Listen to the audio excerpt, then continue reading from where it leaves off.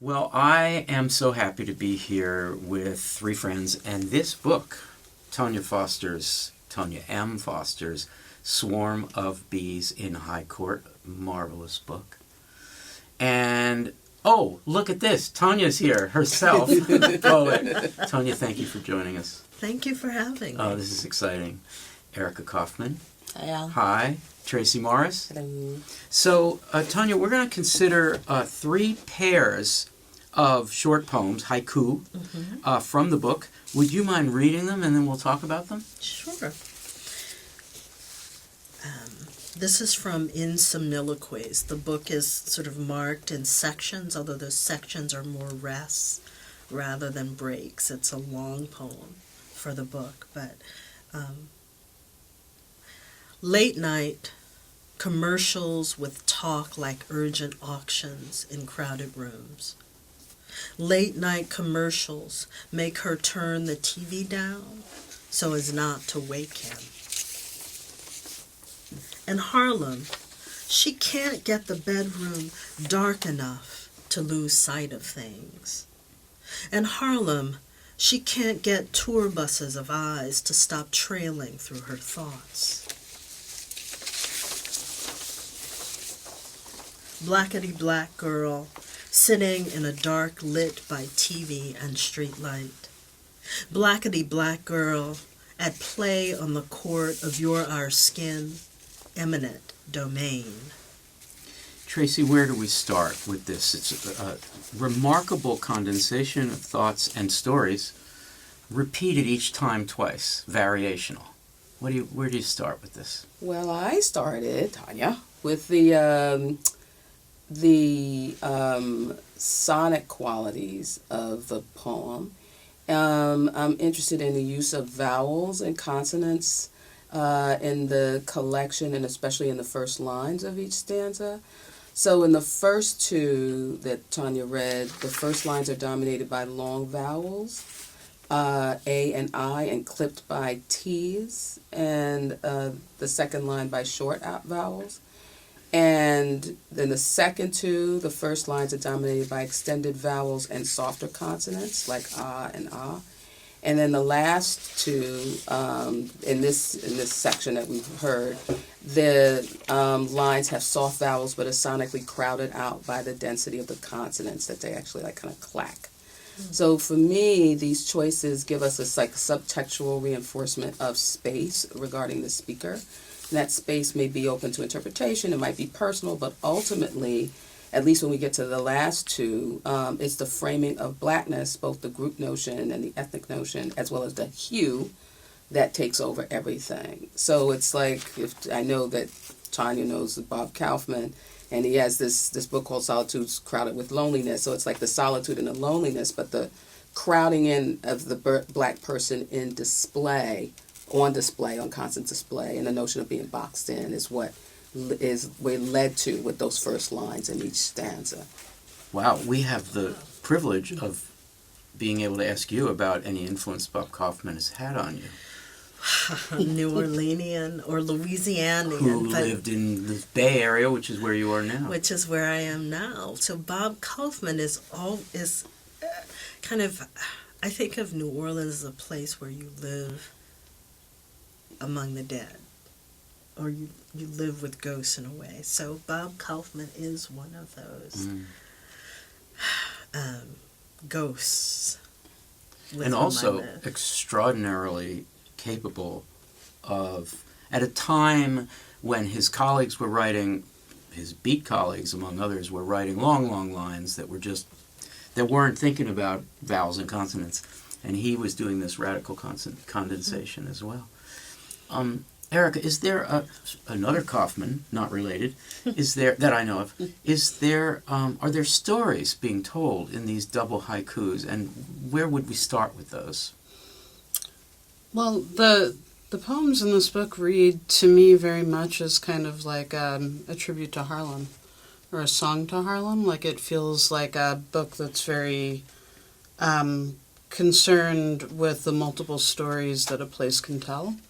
And I love the way having these pairings on the page gives you two windows into a common setting or a common space, is how I was reading it. And anyone, let's take the and Harlem set. There's a woman, and she's in a bedroom in the first haiku. What's the story? Is there a story, Tracie? What do we know about her? What do we think? Well, I don't know if she is a woman because it says she, he. In the first, and then, personified without that slash. But because the slash was established, I think it kind of disrupts the idea that she's personified. So let's say person. But, yeah, and I think... Why does why does this person want to get the room dark enough? Well... Sleep time and can't sleep? It could be. There's a lot of ways to look at it, but because it's paired, it's also about what doesn't have to be on display, doesn't have to be revealed, right? If you have the second piece, Tonya, in this one, the second one, you begin to think, oh, one of the reasons you want to close all the shades in Harlem is because there are tourists going through pointing out, oh, look, these people live in Harlem, yeah? Well, there is that way that Harlem is spectacle for some people when it's home for other people. Right. And there's something ultimately disturbing. I'm laughing, but the laughter is actually a kind of awkwardness that it struck me living in Harlem, the way the tour buses would come down various streets when people are just trying to live their lives. Yeah. Yeah, my dream is to have a tour bus going through the suburbs. Look at the lawns. Ooh, Whole Foods. Yes. But By now the way, that's in Harlem. Another No, interest it's of Bob not. Kaufman was the tourists going through, not Haight-Ashbury, but the beat sections. Right. He was always interested in those who were living there, indigenous as it were, to the space, and then people who were coming to gawk at the poets. Right. So. And what is it to be seen in that way? At some point in the book, I talk about, there's a line, look back at them, see if they are looking back at you. And so that sense of being on display when you're just living your life. Erica, in terms of the story of the second pair, the Harlem one, we, as Tracie pointed out, we really need the second to, and Tonya as well, because one is inside, the other is outside in a sense. We need both. And yet we have haiku that are rewritten, which, is a kind of a new thing that you did with this book. So do you want to say something, it might seem to you obvious, but worth saying, about the idea of writing a haiku and then revising it and keeping both? What's to be gained from that? Well, the nature of the form of the haiku is that it is so condensed. That it shouldn't need a second version, right? Or it needs it can both not need a second version, but also invite multiple versions. Because you can read, for both of these, I imagine that each word could generate its own haiku within the poem itself. So it seems kind of imperative that there are these pairings, because you're getting multiple views into the same scene, perhaps, but also multiple views into the same stanza or the same poem or the same poetic form. Tracie, your thought on this? Well, that particular question, the origins of haiku are linked verses. It's the renga, so this is not stepping outside of the influence. But in terms of the repositioning, I thought, think a lot about Pound and a lot of those guys who who were influenced by Asian forms but weren't seeking to replicate them traditionally. There's also, of course, radical haiku poets in Japan, as well as the sort of reinterpretation through English always makes it a sort of a different experience anyway, because it's not based on the same sort of a language system. So I think there's certainly plenty of room for that. I was also thinking about Sekou Sundiata's, I think it's Harlem, A Letter Home or something. I'm trying to get the exact title. It was in his first recording, Blue Oneness of Dreams, in which he's talking to Harlem, a personified Harlem. And this is before gentrification, when he was experiencing it through its, like, some of its toughest moments.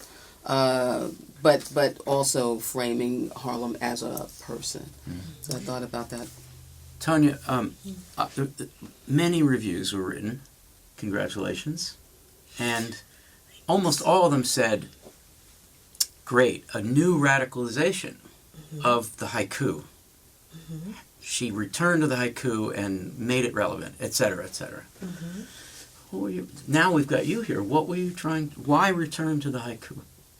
I have a really simple, much baser sort of response. I was writing haiku to a guy I liked. And I was asked to, somehow, this happened over a long period. Someone asked me to write something about New York and 9/11, and I thought that was the most ludicrous thing I'd ever heard. I'm like, no, I can't. But what I could do was I kept thinking about Harlem and how quiet it was on 9/11.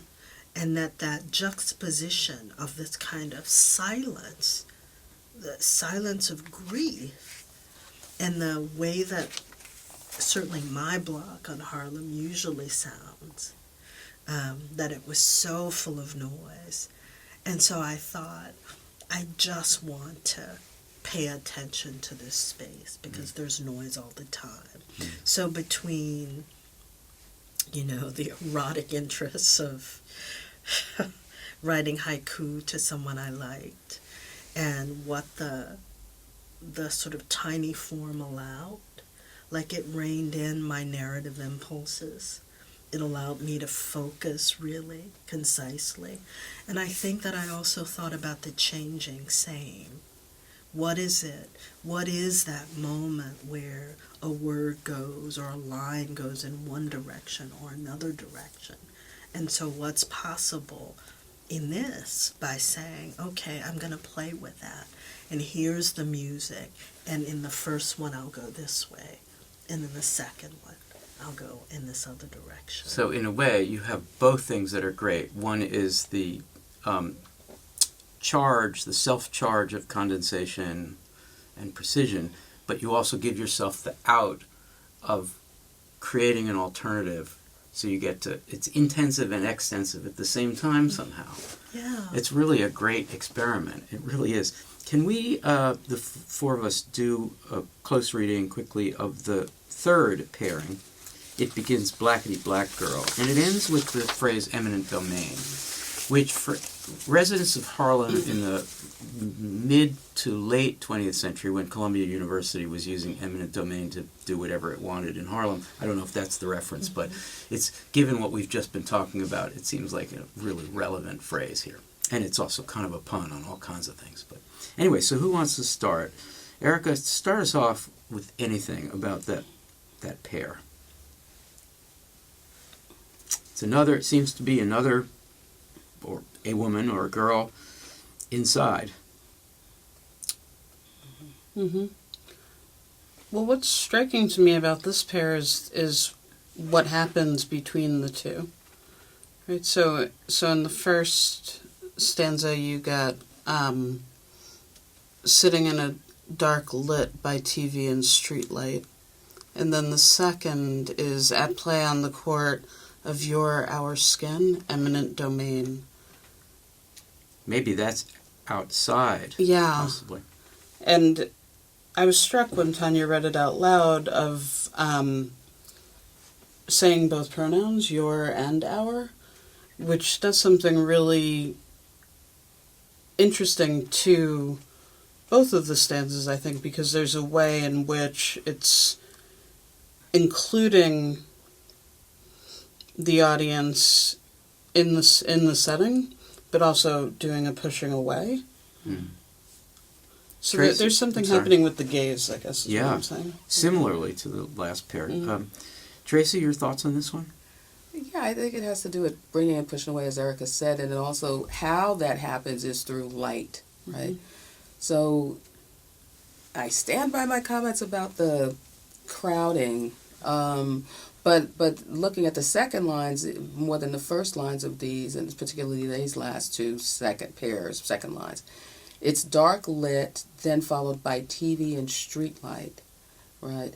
So it goes from a play on the skin to eminent domain, I think, in both sections, like the outside space and the inside space. But this play on the court of your skin, again, makes me think about the display and people like on basketball courts or whatever, how things are illuminated in order for people to be seen. And I feel that the presentation of Black womanness is always on display in eminent domain for everybody to look at, to play with, to riff off of, to reconstruct, and then disappear the people, or the women in this case, who construct that thing that everybody rips off of and rips off of. So, and that happens to, that comes through light, what's seen and unseen. So going back to the other two also. Yeah. The tourists. There's a lot of ways that people are tourists on buses without literally being on the bus. Right? Yeah. You're making me think there's an idiomatic pun or double meaning of the middle line of the second tercet. At play on the court is one thing. Go out and play on the court, basketball court or otherwise. But what court? The court of your skin, right? Play on the court of your skin. So there's a way in which court is the place to play in, but court is also the place where judgments are made. All right. Tonya, you wrote this. What's going on? What do you want to say? It is those things. It's really kind of amazing sitting here listening to brilliant people give that attention to this work. I mean, for me, it certainly court in its various reverberations, that there's both the courtship that happens in the book, but there's the basketball court, and there's also the judicial space. And that all of those things are relevant to the way that, to my imagining for this particular book, but also the way that skin is read, adjudicated, dealt with in this space. Let's do final thoughts all the way around. So who's ready for a final thought? I just sprung that on you, but I think Tracie's ready for. Yeah, I mean, it's just it's.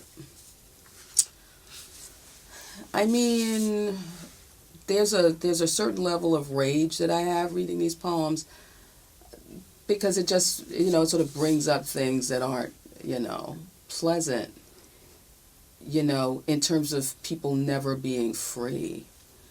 And, I didn't even go into the other part of the court, but of course, just being able to take stuff, people, land, neighborhoods, and reappropriate underscores a lack of agency in making something out of nothing. And it kind of encourages people to give up.